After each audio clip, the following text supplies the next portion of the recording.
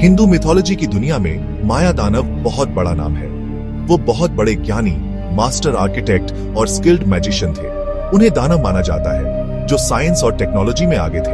कहानियां उनके amazing palaces जो ग्रेविटी को चैलेंज करते थे और इल्यूजन्स जो सपने और हकीकत में फर्क मिटा देते थे के बारे में बताती है। उनकी क्रिएशंस सिर्फ खूबसूरत नहीं थी बल्कि इंजीनियरिंग के कमाल भी थे जो मैकेनिक्स, मटेरियल्स और डिजाइन की गहरी समझ दिखाते हैं। माया दानव का दिमाग सिर्फ बिल्डिंग्स तक सीमित नहीं था। उन्होंने आर्टिफिशियल क्रिएशन में भी हाथ आजमाया, कृत्रिम पुरुष को बनाया जो बेसिकली एंशिएंट रोबोट्स थे। ये सिर्फ मशीन्स नहीं बल्कि सोचने, काम करने और फीलिंग्स रखने वाले कॉम्प्लेक्स बीइंग्स थे जो आर्टिफिशियल इंटेलिजेंस की समझ दिखाते हैं जो आज भी हमें फैसिनेट करती है।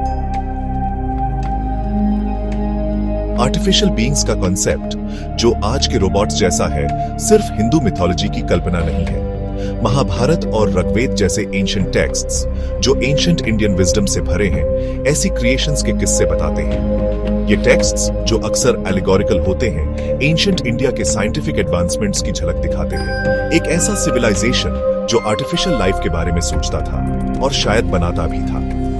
ये अकाउंट्स जो सिंबलिज्म और मेटाफोर में छुपे हैं सदियों से स्कॉलर्स को इंट्रीग करते आए हैं। क्या ये सिर्फ कल्पना थी या क्या ये उस रियलिटी को दिखाते हैं जहां आर्टिफिशियल बीइंग्स इंसानों के बीच रहते थे?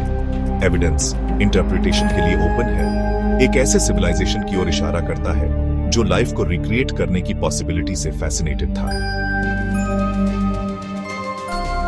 कृत्रिम पुरुष जिसका मतलब है आर्टिफिशियल पर्सन सिर्फ मैकेनिकल चीजें नहीं थी।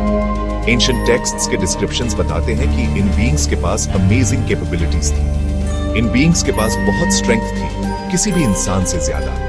कहा जाता है कि ये थकान, बीमारी और टाइम से भी अनअफेक्टेड थे जो उन्हें लगभग इनविंसिबल बनाता था। लेकिन उनकी सबसे खास एबिलिटी उनकी इंटेलिजेंस थी। वो इंफॉर्मेशन प्रोसेस कर सकते थे, कमांड समझ सकते थे और बातचीत भी कर सकते थे जो आर्टिफिशियल इंटेलिजेंस का ऐसा लेवल दिखाता है जिसे हम आज समझने की कोशिश कर रहे हैं। ये अकाउंट्स एंशिएंट इंडिया की एक पिक्चर पेंट करते हैं जहां मिथ और रियलिटी के बीच का फर्क टेक्नोलॉजिकल एडवांसमेंट्स ने ब्लर कर दिया था जिन्हें हम आज समझने लगे हैं।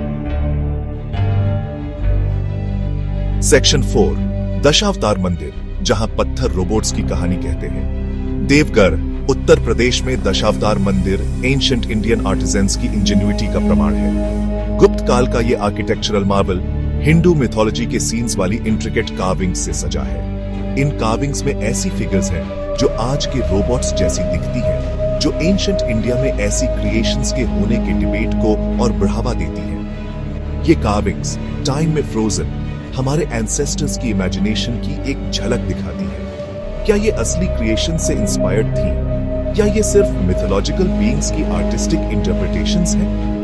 आंसर चाहे जो भी हो, ये उस टेक्नोलॉजिकल क्यूरियोसिटी की याद दिलाती है जो हमेशा से इंडियन कल्चर का हिस्सा रही है।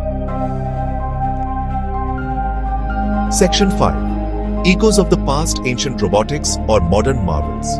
एंशिएंट इंडिया के कृत्रिम पुरुष और मॉडर्न रोबोट्स के बीच की समानताएं इग्नोर करने के लिए बहुत ज्यादा है।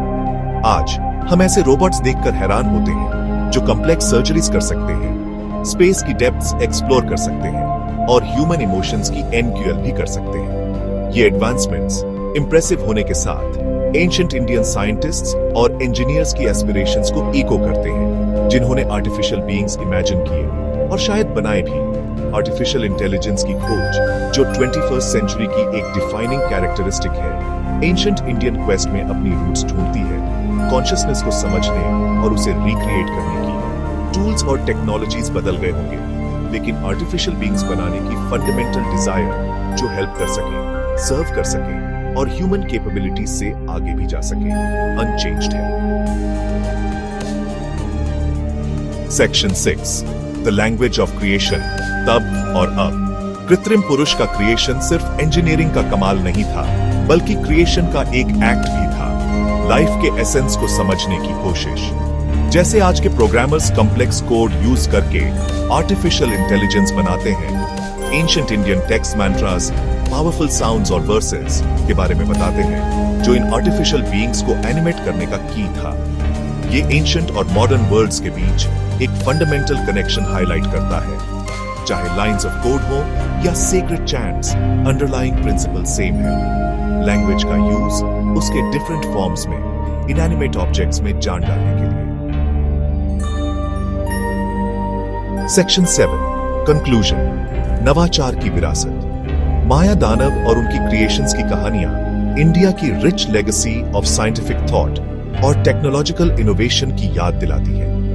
हालांकि इन एंशिएंट रोबोट्स का कॉन्क्रीट एविडेंस नहीं मिला है, एंशिएंट टेक्स्ट्स में डिटेल्ड डिस्क्रिप्शंस और इंट्रीगिंग आर्कियोलॉजिकल फाइंड्स पॉसिबिलिटी को जिंदा रखते हैं। ये कहानियां जनरेशन से चली आ रही हैं, साइंटिस्ट्स, इंजीनियर्स और ड्रीमर्स को इंस्पायर करती हैं, उन्हें पॉसिबल की बाउंड्रीज पुश करने और आर्टिफिशियल इंटेलिजेंस और रोबोटिक्स के अनचार्टेड टेरिटरीज एक्सप्लोर करने के लिए इंकरेज करती है।